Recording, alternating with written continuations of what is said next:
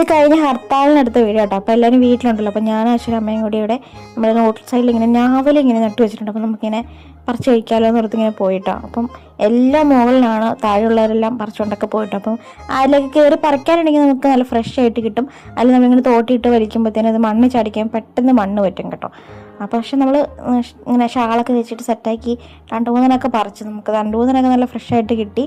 പിന്നെ എല്ലാം ചാടിപ്പോവുകയൊക്കെ ചെയ്തു കേട്ടോ. എനിക്കത് അങ്ങനെ അത്ര വലിയ താല്പര്യം, ചവർപ്പല്ലേ ഫീൽ ചെയ്യുന്നത്. എനിക്ക് ആദ്യമൊക്കെ കഴിച്ചപ്പോൾ എനിക്ക് ഭയങ്കര ഇഷ്ടപ്പെടാത്തൊരു സംഭവമായി തുടങ്ങി. പിന്നെ നല്ല പഴുത്താണെങ്കിൽ നമുക്ക് അത്ര ചവർപ്പ് തോന്നില്ല. പിന്നെ നല്ല ഔഷധ ഗുണമൊക്കെ ഉണ്ടെന്ന് പറയുന്നത് കേട്ടു, എനിക്കറിഞ്ഞൂടാ. എന്തായാലും കൊള്ളാം. നിങ്ങൾക്ക് ഈ സംഭവം ഇഷ്ടമാണ്. ഇതിങ്ങനെ കഴിച്ച് കഴിയുമ്പോൾ തന്നെ നമ്മൾ നാക്കിൽ കളർ വരും കേട്ടോ.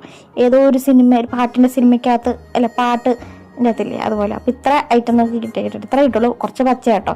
എന്നിട്ട് വനവഴിക്ക് നമുക്ക് കുറച്ച് മാമ്പഴം കൂടി കിട്ടി.